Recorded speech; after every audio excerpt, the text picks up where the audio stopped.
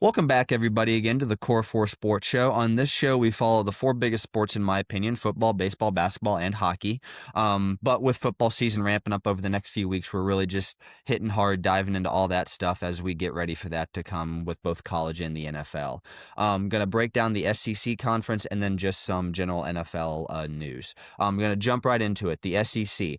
The SEC will once again be the deepest conference in college football. The Big Ten's best over the last few years has seemed to have been better than the SEC's best with their two national championships.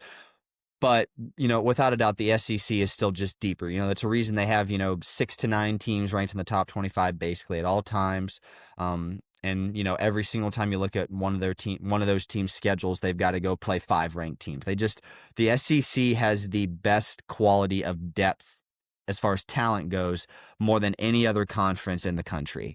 And that's not going to change this year. As far as teams that could possibly contend to win the SEC, we'll start out with LSU. LSU, you got Garrett Nussmeier returning at quarterback, threw for over 4,000 yards last year, 29 TDs, 12 interceptions, completed 64% of his passes. You'd like that completion percentage to go back up around 70. I don't really care too much about the passing yards also, because when you look at his attempts, he was averaging like 40 attempts per game. So part of all those passing yards and all those touchdowns were, hey, we're just going to put the ball in your hands every single time, and you're going to have to go win the game for us consistently. So some of those stats are because of the amount of reps and the amount of throws he got to make. So there's a little bit of imbalance there, I believe, when it comes to quantity with quality. Not to say he's a bad quarterback. He's a good quarterback. But I do think what happens with LSU this year will also depend on Garrett Nussmeier taking another step. When you watch him play, you can tell he's good, absolutely. But there's also that, like, when you see it, like, man, there's another level. There's another level that, maybe he can get to. We don't know if he can get to it, but there is a level above there is a level above the level he's currently playing at. So him reaching that next level, again, having those completion percentages go from 64 to 70, bringing down those interceptions, 29 touchdowns to 12 interceptions. That's a little over a 2-to-1 ratio as far as touchdowns to picks go. So bringing down those interceptions, just being a little more quality amongst the game. And part of it's going to be on LSU to develop somewhat of a run game, so you don't always have to put the ball in his hands. Now, the other part of that is also their defense has not been good over the past few years, so you get down early or you end up in a shootout. You don't have time to run the ball. You got to put the ball in the quarterback's hands and start throwing it around to score points. So there are a lot of factors going into what his stats showed. But still, I do think there's another level that Garrett Nussmeier could get to. And again, part of what they do this year will, I think, depend on him reaching that next level, especially when you look at their schedule, which I'll get to here in a second. He will have wide receiver targets to those two. There's no doubt about that. You have Aaron Anderson coming back. I believe he had over like 800 receiving yards last year. Then you went and got Nick Anderson from Oklahoma. He had a great year, led Oklahoma, I believe, in like all 3 of their receiving categories. So he will have targets to throw to. The next thing would be, I mentioned a second ago, is the defense. The defense 2 years ago was one of the worst defenses in college football. They had a Heisman Trophy winner in Jaden Daniels. Their offense was so good that if they had had just a mild defense, they could have possibly won the national championship. But that defense was so bad, they were just fighting to win games, basically. And then it took a little bit of a step last year, and then you're just kind of looking at that continued progress, I'm not really anticipating a huge jump. When a defense is that far gone and that bad and ranks that low on so many statistics, you don't really see a big jump happen at any moment to where you just look at it. Oh, we went from 60th in points per game to 10 overnight like that. It's a 2 or 3 year, continued progress. And so that's what I'm looking at this year. Take another step with the defense. The defense gets a little bit better this year. Gets better again. I shouldn't say just a little bit better, but they continue to make progress. They get better again this year like they did last year. And that will also help Garrett Nussmeier, and along with the run game if they can develop one. But we say all that, their schedule is just tough. They've got a tough schedule. Week 1, you've got Clemson. Then week 3, Florida's coming to you. Then week 5, you got to go to Ole Miss. Week 7, South Carolina comes to you, and they're not, they're just not a step over anymore. They're a real team. I think they're starting the year ranked 13th in the preseason polls. Then Texas A&M comes to you. Texas A&M, they're continuing to build. We continue to rank them pretty high, and then they continue to fall throughout the year. So I don't want to put too much stock into Texas A&M, but it's still not like you're playing USF or anything like that. Then week 11, you got to go to Alabama, and then you end the year going to Oklahoma. If Oklahoma has a good year and they're looking at a potential fight for a playoff spot, which I don't think they will be, but if they are, that week 13 game, that stadium's going to be absolutely rocking. So that won't be a friendly environment for them to walk into. But so again, when you look at that schedule, I mean, if things don't start off the way, I mean, they've had trouble winning the first game of the year of the past couple of years. So they could easily start the year 0-1. And if they don't get things going quickly and get things going early, they could be 1-2 3 weeks in. Florida could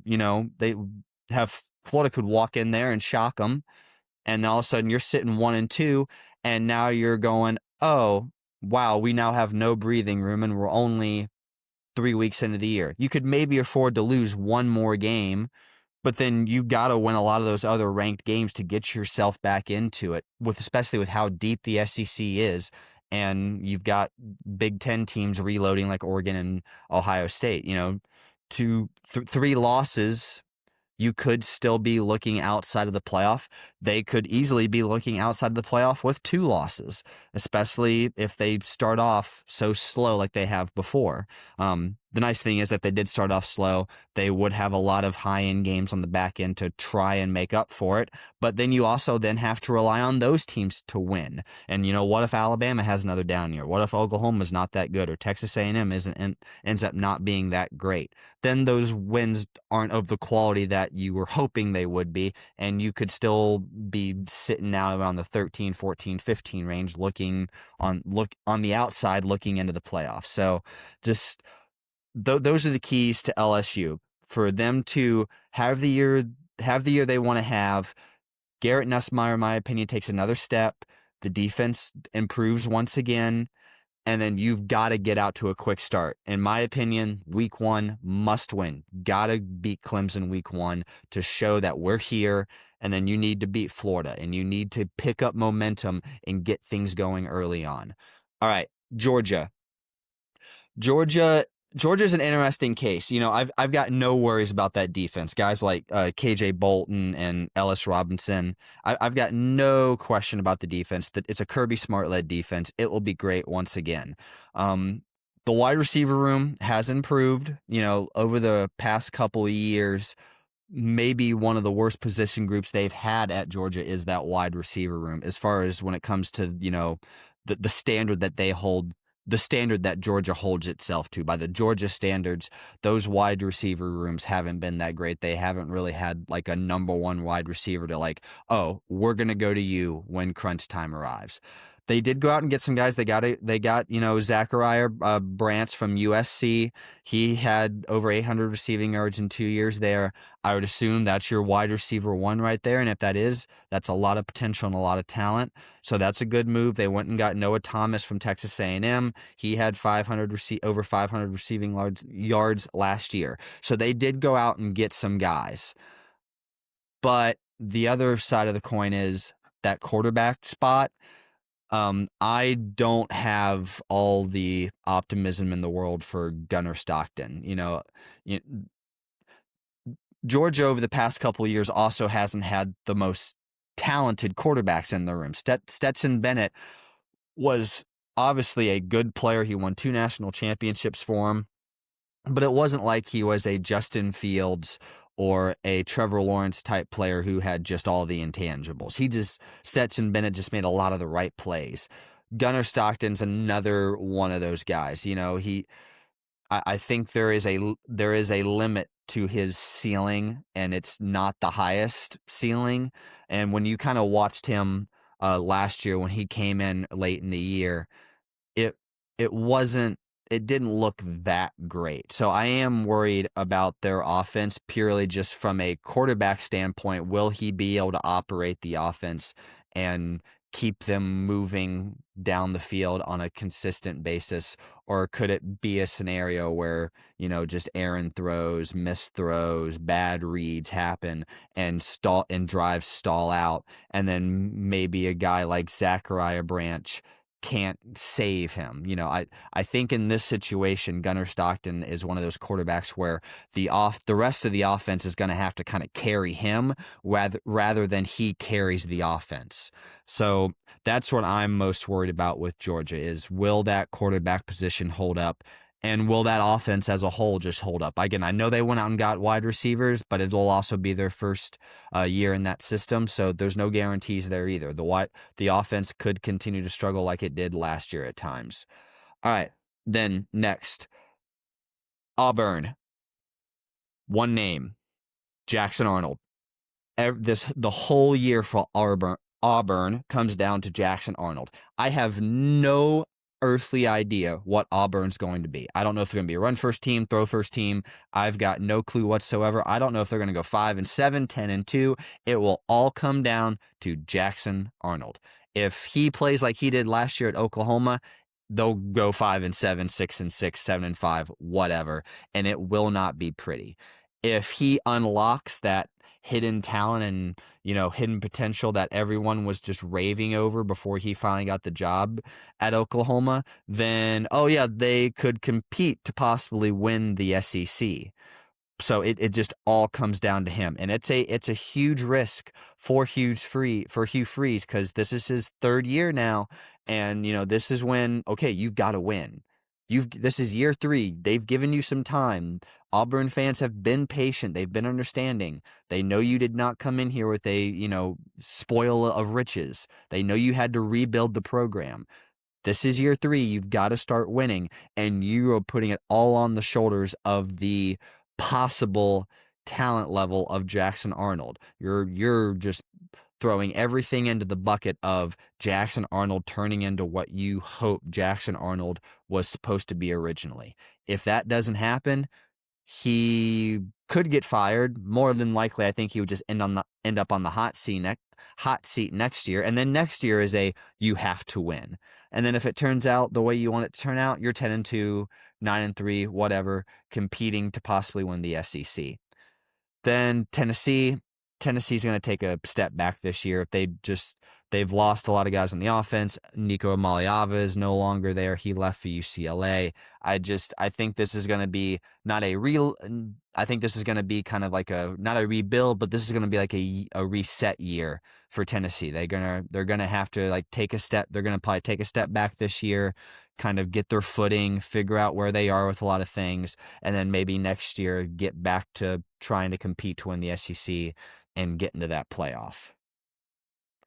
All right, then Alabama. So Ty Simpson going to be the quarterback at Alabama this year. It's another one of those situations where there's just a lot of question marks at the quarterback position for a lot of high-end teams.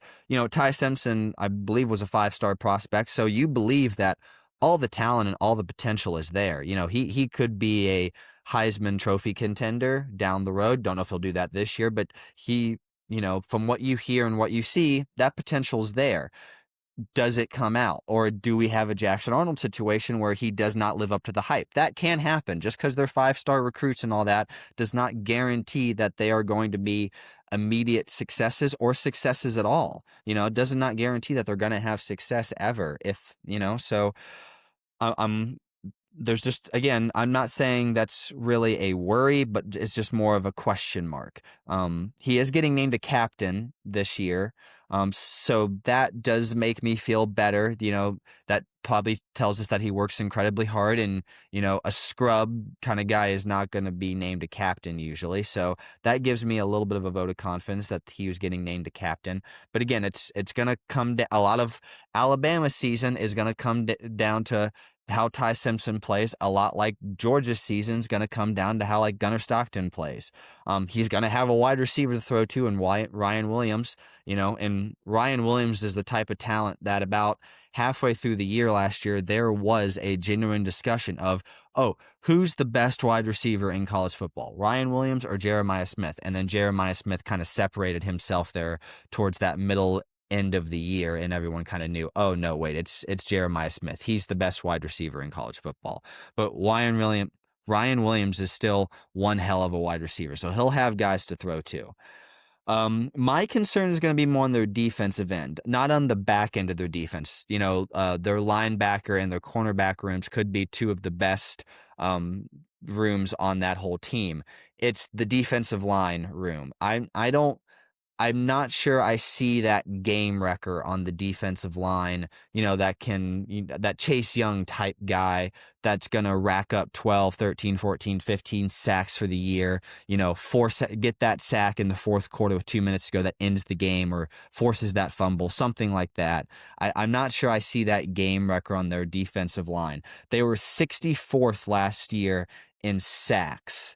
And they ended up also losing, I believe, one of their best.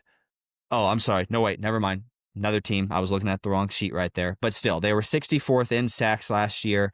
I don't, as far as from what I've looked at, I don't see a huge change in talent as far as what they went out and got and so forth. So I think they've just decided to, develop the talent they have there, which is fine.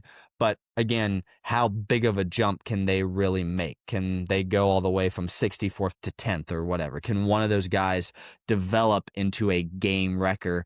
Or is it going to be more of a solid defensive line that can stop the run and create some pressure, but they're going to have a harder time getting to the quarterback consistently? I think that's going to end up being a lot of what decides Alabama's season is, can they get to the quarterback? Or especially nowadays with how these quarterbacks are so mobile and so can move so well, is it possibly going to be a situation where the quarterback at times is going to have all day to throw? And when that happens, it's hard to win games, especially if Ty Simpson possibly doesn't live up to his, level of potential in just his first year. And, again, it's his first year. I'm expecting him to have some lumps along the way, so the defense might have to pick him up, but will the defense be able to? So just a lot of questions with on that side of the ball and that defensive line and in that quarterback position and Ty Simpson. Schedule goes, they don't have the hardest schedule in my opinion, not when you compare it to like an LSU or a Florida, but they go to Georgia, they're at South Carolina, and then LSU comes to them. Those are going to be 3 big games that they really need to win. But again, it's not the hardest schedule there is, again, especially when you compare it to like an LSU and a Florida. So their schedule could help them out just a little bit, especially, again, like I talked about Georgia, maybe not having the most explosive offense. And South Carolina, while still continuing to improve, of course, and get better, and that program is getting better and better every year, I don't think a lot of people would put them at the level of, a blue blood top tier program quite yet. All right, Florida. Florida could be a situation like LSU a couple of years ago. Florida could be a situation where DJ Lagway just shines and he dominates and just blows the doors off everyone, and you just look at him and go, wow, this kid's special. But then that defense lets you down and you find yourself in a lot of shootouts and you're having to find yourself come from behind a lot of times and he's got to play Superman. I could see that happening like it did to Jaden Daniels a couple of years ago at LSU. This is the one I was talking about. They did lose their top sack guy to Ole Miss in the transfer portal, and they weren't exactly a top defense to begin with. So that there's a lot of question marks on that side of the ball. They also have a 4-game stretch. Oh, and they also lost their top 2 wide receivers to the NFL. So now they do still have a lot of returning talent, veteran presence in that wide receiver room for DJ Lagway to throw to. But again, you still lost your top 2 wide receivers to the NFL, and that defense, in my opinion, continues to have question marks, and they lost their top guy. And then they have a 4-game stretch where they go to LSU, they go to Miami, Texas comes to them, and then they go to Texas A&M, and then 2 weeks later, Georgia comes to them. So, I mean, you're looking, forget the Georgia game for a second, even that 4-game stretch. If you're not careful and you're not playing the way you need to play, you could come out of that stretch 0-4. You could come out of that stretch 1-3. I mean, if LSU, if Garrett Nussmeier, like I talked about, takes that next step, if Carson Beck returns to what he was 2 years ago at Miami, and Texas and Arch Manning is the way you think he's going to be, I mean, you could conceivably come out of that 4-game stretch 0-4. There is that reality.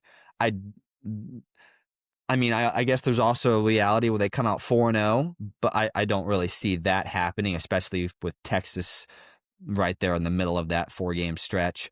So if I'm looking at that stretch, that 4-game stretch right there, it's crucial. You got to go 2-2. I don't care where the wins come. I would assume one of them would be Texas A&M because Mike Elko is still trying to build up that program. But then where does that other win come against LSU, against Miami, against Texas? I would assume Miami, because I think Miami's going to have some struggles this year. I think Carson Beck isn't going to quite get back to what he was. So I'm going to say if you're Florida, that 4-game stretch, you need to win that Miami game. You need to win that Texas A&M game. You got to. Those are the two easiest in that 4-game stretch. You've got to win those two and get 2-2 in that stretch, and you can live with that. And if you happen to pull off a win against LSU or happen to pull off a win against Texas, all the power to you. Now you're sitting 3-1, and everyone's going, man, look at Florida. They're right there for a playoff spot. So that, and then 2 weeks later, you've got Georgia coming to you. But again, Georgia has questions on the offense. They could conceivably come away with a win there too. That's a very 50-50 game in my opinion. Whereas Miami and Texas A&M, I would personally favor Florida, but LSU and Texas, I would make them the underdog. Georgia, I would have it kind of as a pretty good 50-50 game, just because, again, that Georgia defense is going to be so freaking good, as it always is with Kirby Smart. Yeah, that's where I stand. That's where I stand with Florida. I think this year could resemble a year possibly where DJ Lagway has to do with Jaden Daniels did 2 years ago in LSU, where he just plays hero ball, gets into a lot of shootouts, and that defense still continues to have problems just all around, especially getting to the quarterback since they lost their top sack guy. All right. That's it for as far as college football. As far as breaking down, teams I really think could have a chance to compete and win the conference. I'll take Texas to win the SEC again. I will, there are a lot of questions as far as the offensive line go with them, but they've got a game wrecker on the defensive side of the ball, and Colin Simmons. And I did forget to break down Texas. As far as Texas goes, you've got Arch Manning. He needs to live up to what he's supposed to be. Again, you have a game wrecker in Colin Simmons on the defensive end of the ball. It's going to come down to a lot of, does Arch Manning turn in to what he's supposed to be? And does that offensive line, do those new 4 starters on the offensive line live up to what they need to be? If you end up having offensive line problems, and like maybe OSU over the past couple of years, except maybe until last year, where you can't run the ball when you need to be able to run the ball in certain situations, and Arch is kind of scrambling constantly, it could end up being kind of scary for Texas then. But I am going to rely on Sark to develop that team and develop that talent to get them to the point where they can be contenders again in the playoffs. So I'm going to rely on the offensive line developing. I'm going to rely on Arch Manning being close to what the godlike figure everyone continues to build him up to be. Again, not guaranteed. He could end up having his lumps, but I'm going to put my money on the fact that he's been in that system for 2 years. He's gotten to learn. He's gotten to play in some games and get some reps, that he's going to come out this year and play the way we close to at least the way we expect him to be able to play. And I'm going to take Texas to win the SEC, beating Alabama in the SEC Conference Championship game. That's my prediction for the SEC. Texas beats Alabama in the Conference Championship game. And Alabama has a great year, and they still get into the playoff, and Ty Simpson performs well. All right. NFL news. Patriots head coach Mike Vrabel refers to some people in the organization as rats when it comes to injury information. So apparently, some stuff got out as far as injured players go that they did not want getting out, and Mike Vrabel called them rats in his post game conference. Look, that's Mike Vrabel. I mean, that is who you hired. That is the type of guy you hired. He is not going to mince words. He is going to say what he feels in the moment. If that's what he believes, he's going to say it. And if he believes some people in the organization are rats and they're impeding on what they can do, then I wouldn't be surprised before too long, whether we know about it or not, those people are exited from the building. So that's my opinion of Mike Vrabel. Like, you know what you were getting yourself into when you hired him. And I'm not saying he's wrong for saying what he said. Again, I'd rather I get a guy like that who's just brash and just says it rather than trying to tiptoe around everything. And at the end of the day, in the way I look at it, it's his organization. Yes, there's a GM and there's an owner in Robert Kraft, but the end of the Bill Belichick era was so bad, and the in between now and the in between time between the end of Bill Belichick and the beginning of Mike Vrabel was so bad that, in my opinion, if you're Robert Kraft, if you're the Patriots general manager, you just hand the keys to Mike Vrabel and say, "Here you go. Do what you got to do. Get us back to winning." And you know he can do it because he did it with the Titans. So, in my opinion, just get out of his way, let him do what he wants to do. And if some people need to be exited from the building, then they get exited from the building, or they need to get in line really quick. They're going to have, now with that said, I do believe the Patriots are going to be going through a rebuild. They're in rebuild mode right now. They have a thin roster because of a lot of bad drafts from Bill Belichick and post Bill Belichick time. When they were in their preseason game against the Giants, their second and third string guys played the Giants' second and third string guys, and they lost 42-10. They just don't have depth. And they just don't have a lot of depth once you get past those starting units. And those starting units aren't exactly, in my opinion, elite either. So I think it's going to take a while. Again, there are very few people I can even think of that I'd rather have than Mike Vrabel there to rebuild that organization and get them back to their winning ways. I just think it's going to take a couple of years, and that's fine. Again, you just stay out of his way, let him do his thing. If it doesn't work, then oh well, it doesn't work. But by no means would I ever apologize for just giving Mike Vrabel the keys and letting him go and trying to rebuild this thing the way he would want to rebuild it. All right, then Steelers.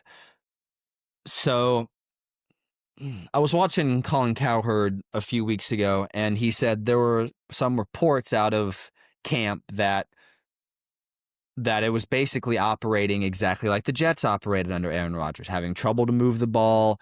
Offensive line is, having trouble protecting Aaron, and in Aaron's old age, he can't really move.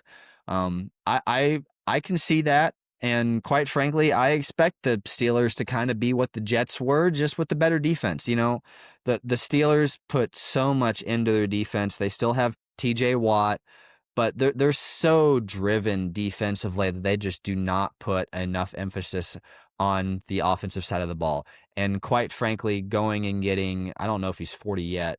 Can't remember his exact age, but going and getting a around 40 aged year old Aaron Rodgers and wide receiver DK Metcalf is not enough for me to jump through the roof and go, oh, it's all fixed now. It's just all fixed. Their offense is going to be great. I mean, I think it can be better. DK Metcalf is a better receiver than you had there in a while. And Aaron Rodgers, I mean, I'm not sure I would have went and gone and got Aaron Rodgers over just keeping Russell Wilson. I would have quite frankly, I think I probably would have just kept Russell Wilson over Aaron Rodgers. I thought Russell Wilson, again, he's not going to ever return back to the form that he was at one point either, but I thought Russell Wilson performed just fine last year. I would have kept him over Aaron Rodgers, quite frankly. And because Russell Wilson still did have at least a little bit of mobility. Aaron Rodgers, with his age and now the Achilles, like, he has no mobility. He is not going to be able to run. That's why at times you can see him just spike the ball into the ground, because, like, I'm not getting fucking hit. I'm not getting hit, and I'm too old to be moving around. So yeah, I think the Steelers are going to be they're just going to continue to be what they've been. They're going to contend for a playoff spot. They're going to try to get above 500 again. Woohoo. They're going to try to get to 10 wins, and they're going to try to get themselves a playoff spot. But do I look at the Steelers and see anything resembling a threat to win their division or win the Super Bowl? I do not whatsoever. Then when it comes to the Bengals, I think the Bengals are going to be exactly what they were last year. It's going to be the Joe Burrow show, and Joe Burrow and Jamar Chase are going to go out there and try to put up as much points as they possibly can to help their team win. And the defense is just going to hold on for dear life. As far as I know, they have put nothing into their defense during the offseason. You don't even know if Trey's going to be there when week 1 starts. I think his last name's Henderson. I've lost it there. That's why I just said Trey. But yeah, you don't even know if Trey is going to be there when the season starts. That's obviously their best defensive player overall, 17.5 sacks. If you don't have him there, then you don't even have a single guy on that defensive side of the ball that I even have a remote amount of confidence in. So it's sad for Joe Burrow with the way he's played, and he could have easily won MVP last year with the stats he had and the way he played. But I think it's going to go a lot of the same. I think he's going to have incredible stats. I think he's going to perform great. I think him and Jamar Chase are going to link up again and again and again, and it's going to look awesome. And then you're going to score 7 points. And then guess what? The other team's going to get the ball, and they're going to score 7 points in about 2 minutes, because that Bengals defense, I don't think, is going to be able to stop a wet paper bag, just like it wasn't able to last year. And they're going to continue to have some of the same problems that they've been having for a while. All right. That's it for this episode. I kind of rushed this one. I kind of threw this one together just a little bit, so I kind of had to follow my way through it a little bit of stuff I wrote down. But that's it for this episode, guys. Broke down the SEC again, predicting SEC champion to be Texas, beating Alabama in the conference championship game. I'm going to continue breaking down conferences, ACC, and stuff like that before I get to the playoff prediction and then get to my champion. And then we'll also break down the NFL, who I think will win each division, and then break down my Super Bowl pick as we get further on into this. All right. Thank you all very much for watching, and I will see you next time.